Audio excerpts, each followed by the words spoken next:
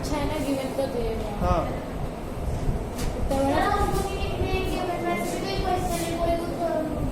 क्या हाँ लेकिन अगर लिखोगे तो जल्दी समझ में आएगा ना। हाँ तो ठीक है, लेकिन अगर लिखोगे तो जल्दी समझ में आएगा ना, तो फटाफट कैचअप करोगे ना। प्रूफ क्या प्रूफ करना है आपको बताओ। क्वाड्रिलेटरल PQRS है ना, quadrilateral PQRS is a rectangle ना, ये प्रूफ करना है आपको ना। ठीक है, अब प्रूफ पे चलते हैं। प्रूफ में देखो ना, पहले तो पहला वन दिया है ना अपन को ना, अगर मैं प्रूफ करूं कि इसके सारे एंगल 90 डिग्री के हैं तो प्रूफ हो जाएगा ऑटोमेटिकली रेक्टेंगल ना। तो देखो यहाँ पर ये जो एंगल D है और A है उसका सब किसके इक्वल होगा? कौन सा एंगल D प्लस A। देखो बताओ, कोई इंटीरियर एंगल हाँ कोई इंटीरियर रट गया सर ये तो कोई इंटीरियर एंगल। ठीक है, अब एंगल D को अपन क्या लिख सकते हैं ब्रेक करके? 7 प्लस 8 और 8 को 1 plus 2। 1 plus 2। Thank you sir. ठीक है, अच्छा देखो मैं क्या कर रहा हूँ यहाँ पे, समझते हो ना, मुझे इस ट्रायंगल में इंटरेस्ट है। हाँ तो मुझे भी कौन सा ट्रायंगल में इंटरेस्ट है? इसी वाला ट्रायंगल है ना भाई। क्यों इंटरेस्ट है समझा? अगर ये एंगल मैंने 90 डिग्री प्रूव कर दिया तो वर्टिकली अपनी ट्रायंगल ये वाला एंगल कितना हो जाएगा? 90 है ना। सिमिलरली ये भी 90 हो गया, ये भी 90 है ना। सिमिलरली ये भी 90 हो जाएगा, सिमिलरली ये भी 90 हो जाएगा, है ना। चारों एंगल क्या होगा? 90 हो जाएंगे, और जैसे चारों एंगल 90 हो गए तो इस एंगल को 90 डिग्री प्रूव करने में इंटरेस्ट था, तो इसमें मैंने क्या किया, ये ट्रायंगल ले लिया यहाँ पर ना। अब देखो भाई, इस वाले ट्रायंगल में 8 वाला एंगल आ रहा है और क्या है? 1 आ रहा है। इसका मतलब 2 और 7 क्या है? अनवांटेड टेंजेंट ना।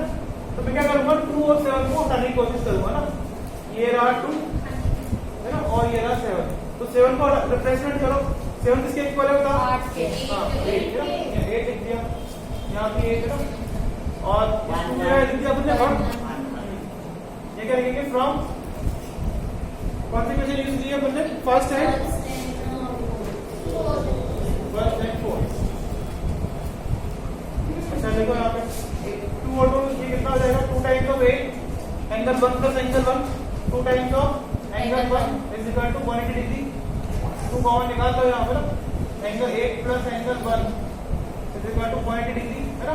तुमको नीचे भेजो 8 प्लस 1 किसके इक्वल आ जाएगा? 180 अपॉन 2 डेट इज 90 डिग्री ना। तो अपन इसको ऐसे लिखिए थोड़ा ढंग से, ये एंगल 1 प्लस 8 इक्वल टू कितना?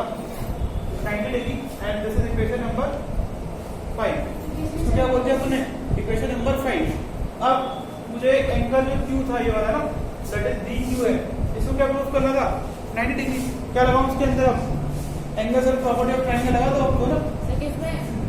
ये जो ट्रायंगल है इसमें मुझे इंटरेस्ट है ना, इस तरह ट्रायंगल है, इसमें क्या लगा लेंगे? अब angle sum property of triangle. देखो 1 और 8 का सम कितना है? 90 आया है ना। थोड़ी एक्स्ट्रा चलाओ तो इसका जो सम होगा ना Q का वो कितना आएगा? 90 हो जाएगा है ना ऑटोमेटिकली। तो देख लो इधर करके ना, इधर देखो एंड ट्रायंगल AQD है ना, ऐसे लिख दिया अपन ने। एंगल 7 प्लस एंगल 8 प्लस इसको आप पूरा लिखते हैं AQD इज इक्वल टू कितना? 180 डिग्री ना। ये लिखो रिजल्ट एंगल, भाई जगह नहीं है इसमें भी नीचे लिख रहा हूं ना। एंगल सम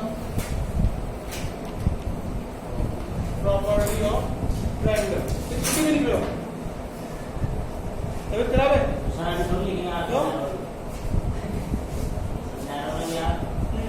अब 7 प्लस 8 किसके इक्वल है? 90 डिग्री के इक्वल है कि नहीं ना। चेंज कर देंगे आप थोड़ा सा। देखो 1 किसके इक्वल है अपने पास? देखो उधर ना, एक मिनट रुको, देखना पड़ेगा। और यहाँ पे कितना आएगा अपने पास? 1 आएगा। हाँ यहाँ 1 आएगा ना। तो ये देखो 1 2 और 8 है ना, तो 1 आएगा ना। हाँ वो गलती से लिख दिया मैंने। 1 प्लस 8 किसके इक्वल है? 90 के इक्वल पुट कर दो यहाँ पर। 90 degree plus AQD equal to कितना? 180 डिग्री। या लिख देना फ्रॉम इक्वेशन नंबर 5। AQD कितना आएगा? 90 डिग्री आ गया। और फिर ऐसे लिख दो आप यहाँ पे इक्वल टू योर एंगल क्या होगा छोटा सा P Q R equal to कितना 90 degree that is vertically opposite angle ना सिमिलर लगाओ आपको बस सिमिलरली फिर angle P equal to angle S equal to R कितना हो जाएगा 90 डिग्री है ना तो this implies that quadrilateral PQRS is a rectangle directly क्या हो जाएगा फिर रेक्टेंगल हो जाएगा इसका लिखो because all angles of a quadrilateral are right angle और angles of quadrilaterals are right angle अगर किसी quadrilateral के चारों एंगल 90 डिग्री के हो तो उस quadrilateral को अपन क्या बोलेंगे रेक्टेंगल बोलेंगे ना स्क्वायर भी बोल सकते हैं। हाँ लेकिन उसमें कंडीशन रखा है ना कि ऑल साइड भी इक्वल होना चाहिए ना अपने को बताया नहीं ना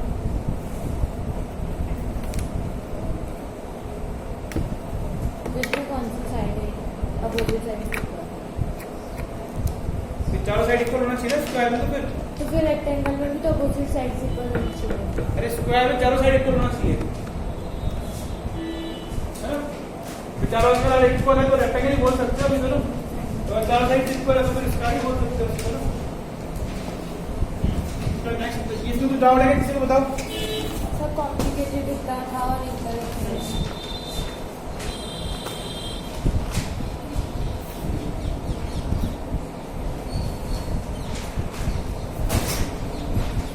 सेकंड एग्जांपल क्या होगा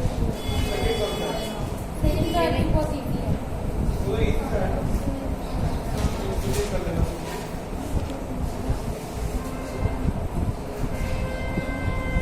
इसका एग्जांपल नंबर 8 देखो पेज नंबर 149 पे ना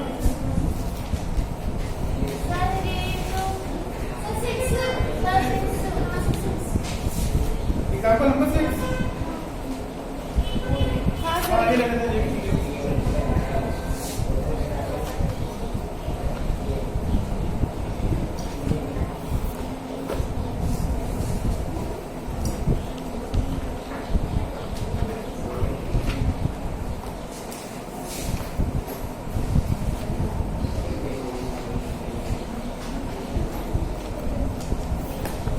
एग्जांपल नंबर 6 देखो इसमें फिगर दिया है आपको ABCD इज अ पैरेललोग्राम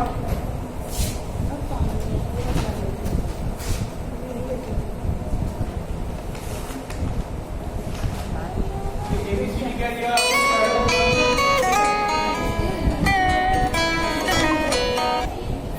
क्या दिया ABCD is a parallelogram in which P and Q P और Q क्या है आपके मिड पॉइंट है ना ये लाइन इस लाइन के इक्वल है और ये वाली लाइन इस लाइन के इक्वल होगा ना जैसे उसने बोला ABCD का पैरेललोग्राम है ना इसका मतलब क्या हुआ AB पैरेलल टू CD है ना आल्सो इक्वल और जैसे उसने बोला कि P और Q क्या है मिड पॉइंट है इसका मतलब क्या हुआ AB इक्वल टू CD है ना और D के इक्वल टू क्या रहेगा QC बात समझ में आ रही आगे देखो आगे क्या बोल रहा है बोलो of opposite sides AB and CD if AQ intersect DB at S है ना तो AQ है यहाँ पे इस तरीके से ना AQ intersect DB तो DB का लाइन लो तो AQ है और जो DB है ना वो एक दूसरे को किसको पेंडिकुलर कर रहे हैं S पॉइंट पे इंटरसेक्ट कर रहे हैं ना इसका मतलब ये हो रहा है AQ और DB एक दूसरे को किसको पेंडिकुलर कर रहे हैं S पॉइंट पे ना एंड PQ एंड CP तो PQ कैसा आएगा U आएगा और CP ऐसा आएगा और ये किस पॉइंट पे डिफाइन करते हैं आपको तो दिया हुआ सबसे मतलब R पॉइंट पे डिफाइन करते हैं ठीक है अब क्या शो करना है आपको तीन चीजें शो करनी है ना पहले मैं गिवन लिख देता हूं ABCD इज अ पैरेललोग्राम और क्या दिया हुआ है AP equal to PB, PQ equal to QC and is there because P and Q are midpoints of AB and CD.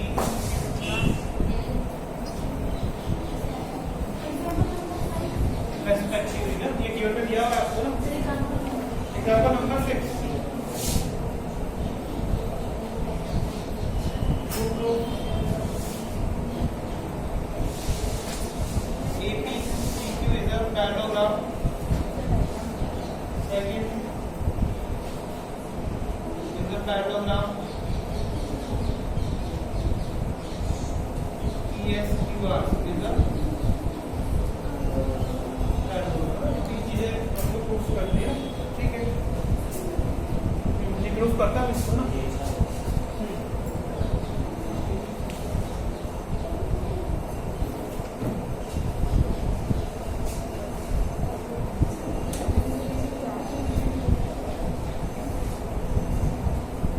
तो देखो यहाँ पे पहले ए पी, मेरा ए पी और सी, इसको क्या प्रूफ करना है? पहले होगा तो इजी है, कैसा होगा देखो, पहले समझ लो ए पी सी क्यू, बराबर ऐसा कुछ हम लोग पहले भी किया था ना। हाँ भाई ए बी वो ट्राइसेक्ट हाँ वो ट्राइसेक्ट है ना, same to same. A P किसके पैरेलल है? सी डी के पैरेलल है, और इसको क्या होगा? इक्वल होगा, है ना। पहले लिखा हुआ है यहाँ पे ना, तो सेम टू सेम ऐसे होगा। ए पी पैरेलल क्या होगा? C D, and also A B किसके इक्वल होगा? सी डी, है ना। यहाँ लिखो ना, प्रॉपर्टी ऑफ पैरेललोग्राम या जिनका opposite sides of parallelogram are equal and parallel, लिख देते हैं। एक जाओ तो ये भी लिख दो ना, जरा अलग आ जाता आपको ना। Opposite sides of parallelogram are equal and parallel ना, ऐसा लिख दिया ना, ठीक है। अच्छा ये देखो, देयरफॉर AB का इक्विवेलेंट पार्ट कौन सा है? AB, है ना। AB वो भी उसके इक्वल है। और CD का इक्विवेलेंट पार्ट कौन सा है? QC तो दोनों भी क्या होंगे? इक्वल, पैरेलल होंगे ना। इक्वल भी तो होंगे। हाँ इक्वल होंगे, बाद में लिखेंगे ऐसे। अब इक्वल कर लेके आने के लिए क्या करो? इसको हाफ से मल्टीप्लाई कर दो इधर भी हाफ से मल्टीप्लाई कर दिया, और इधर क्या किया हमने? हाफ से मल्टीप्लाई किया ना, क्योंकि यूनिट अंकल बोल के गए थे अगर इधर भी हाफ से मल्टीप्लाई करते हैं और इधर भी हाफ से मल्टीप्लाई करते हैं, दोनों थिंग्स क्या आएगी? इक्वल आएगी ना। यूनिट अंकल की बात मानिए अपन ना। एबी का हाफ करो तो क्या आएगा? या तो आएगा एपी या आएगा पीपी, है ना।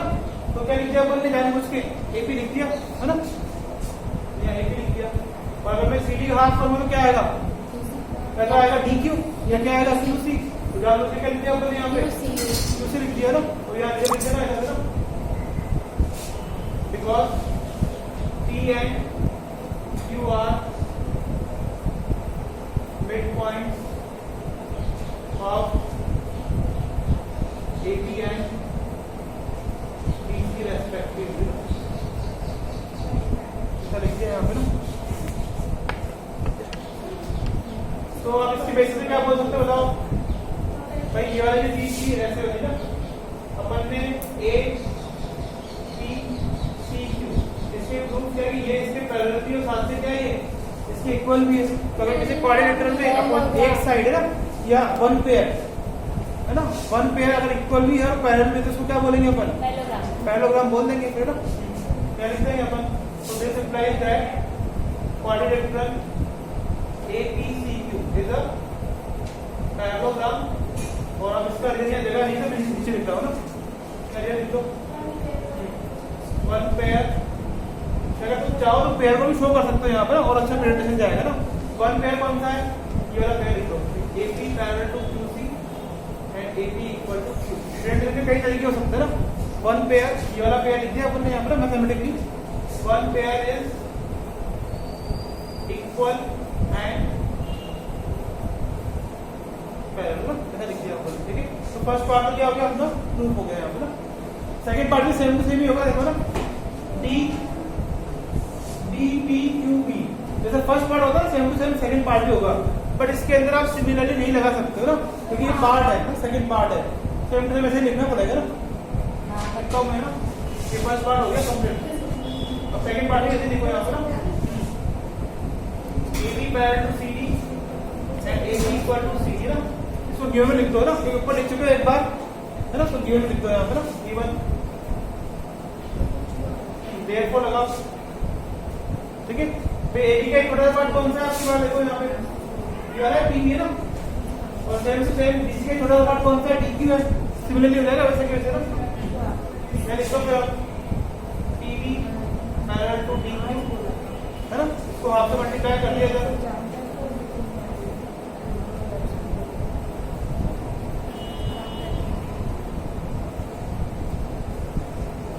AB का हाफ करो तो क्यू क्या लिखूं मैं? वेट, क्या? अरे AB को हाफ से मल्टीप्लाई क्या लिखूं यहाँ पे बताओ? उतारे जा रहे ना? हाँ। खड़े हो क्या लिखो? AB, अरे AB का हाफ क्या लिखूं यहाँ पे? सेकंड पार्ट प्रूफ करना है तो सेकंड पार्ट प्रूफ करना है तो देखो ना ये क्या लिखो? हाँ तुम बताओ। पीबी लिखना पड़ेगा ना। और अगर CD का हाफ क्या लिखो आप? लिखना पड़ेगा ना। तो समझो पहले ना लिखने के काम में बाद में ना बैठो। अब दिस इंप्लाइज दैट अब क्या हो जाएगा इसके बेसिस पे quadrilateral DP DQ is a parallelogram ना। और यहाँ पे वही लिखना जाएगा because one pair is equal and parallel. One pair is equal and parallel. मैं जिसने क्वाड्रिलेटरल ढंग से पढ़ लिया उसको बड़ा मजा आ रहा होगा इसके अंदर ना। लाइन टू लाइन इसके ढंग से पढ़ा होगा। ज्योमेट्री बहुत इजी है बट आपने अगर लिंक बना के रखा हुआ है तो अगर मैं क्वाड्रिलेटरल का एक भी क्लास छोड़ी नहीं है तो बड़ा मजा आएगा फिर इसको पढ़ने आता है प्रूफ करने में। और आपने क्लास छोड़ी कभी आया कभी नहीं आया तो फिर वो बहुत दुखदाई नहीं है फिर ना। तो आगे दुख मिलेगा फिर ना। ठीक है क्योंकि पूरा ज्योमेट्री का एक दूसरे से लिंक है ना। हर बार में चलते हैं ना। PS QR सीधी सी हो जाएगा। ये देखो समझ लो इसको एक बार ना। ये लाइन अपन ने इसको क्या प्रूव किया पहले? पैरेललोग्राम। तो पैरेललोग्राम में क्या होता है? अपोजिट साइड्स कैसे होती है? पैरेलल। ये लाइन और लाइन क्या होगी? पैरेलल। तो इस लाइन का टोटल पार्ट ये वाला और इस लाइन का भी टोटल पार्ट ये वाला। पहले लिख दो ये लाइन और ये लाइन क्या होगी? पैरेलल होगी। इस लाइन का टोटल पार्ट कौन सा है? ये वाला। और इस लाइन का टोटल पार्ट कौन सा है? ये वाला। तो दोनों भी कैसे होंगे? पैरेलल है ना। और बिल्कुल अभी फ्रेंड्स अपन ने प्रूव किया था PB QD is a parallelogram है ना। तो क्या होगा फिर इसमें? TP किसके पैरेलल होगा? QB के पैरेलल होगा है ना। अब देखो ध्यान से ना इसी लाइन का टोटल पार्ट है ये वाला और इस लाइन का टोटल पार्ट है ये वाला ना। ठीक है तो ये वाला भी क्या होगा? इसके पैरेलल होगा ऐसे ना। तो अगर किसी क्वाड्रिलेटरल में अपोजिट साइड्स पैरेलल है तो उसको क्या बोलते हैं? फिर पैरेललोग्राम है ना। उसको लिखना है ना। तो पहले काम करो तुम ये लिख लो उसको थोड़ा ढंग से लिखता हूँ ना। इधर लिख देता हूँ इधर लिख देता हूँ ना। ठीक है तो यहाँ पे लिखो ऐसे करके ना। पहले ऐसे लिखो आप PD पैरेलल टू QD और इसका यहाँ डिटेल लिखो because PD QD is a parallelogram. इसका अपन यहाँ लिख दिया because PD is parallelogram. Therefore लगाया अपन ने यहाँ पर PD का एक छोटा सा पार्ट लेके चल रहा है अपन PS है ना पैरेलल टू और QB का एक छोटा सा पार्ट लेके चल रहा हूँ QR। अब तुम चाहो तो देयरफॉर आगे छोड़ सकते हो और चाहो तो इस बात का भी आप ले सकते हो। क्या जाएगा? PS and QR is a part of PD and QB। अगर नहीं लिखोगे तो चलेगा कोई दिक्कत नहीं ना। उसका फिर देखो नेक्स्ट में इसमें AQ पैरेलल टू PC होगा बिकॉज देयरफॉर लगा के लिख दो बिकॉज हमें प्रूफ कर चुके हैं कि APCQ इज अ पैरेललोग्राम है ना। देयरफॉर इसको लिख दो यहाँ पर। देयरफॉर AP का छोटा सा पार्ट कौन सा है? SQ एंड PC का छोटा सा पार्ट कौन सा है? PR। ठीक है तो दिस इंप्लाइज दैट इसको बोल दो स्टेटमेंट नंबर फर्स्ट, इसको बोल दो statement number second. Quadrilateral PRQS is a parallelogram. और यहाँ पर ये लिखने का तो लिख देना या तो फ्रॉम फर्स्ट एंड सेकंड लिख देना या फिर दो अपोजिट साइड्स आर पैरेलल ना। फ्रॉम फर्स्ट एंड सेकंड दोनों अलग हो ना। अब अगर फर्स्ट एंड सेकंड लिखते हो तब भी चलेगा और अगर आप ऐसे लिखते हो कि अपोजिट साइड्स आर पैरेलल तो भी चलेगा ना। मैं फ्रॉम फर्स्ट एंड सेकंड लिख के छोड़ रहा हूँ फ्रॉम फर्स्ट एंड सेकंड। तो एग्जाम में समझ जाएगा कि आपने इस क्वाड्रिलेटरल की अपोजिट साइड्स को पैरेलल डिक्लेयर कर दिया तो इसका मतलब ये क्या है? पैरेललोग्राम हो गए ना सारे पार्ट। अब जैसे हम area of parallelogram and triangle start करेंगे ना। तो उसमें कल छुट्टी मत करना ना। और छुट्टी करने वाला तो बता दो मुझे पहले। नहीं कर रहे हैं। हाँ क्योंकि कल बेसिक लूंगा बिल्कुल।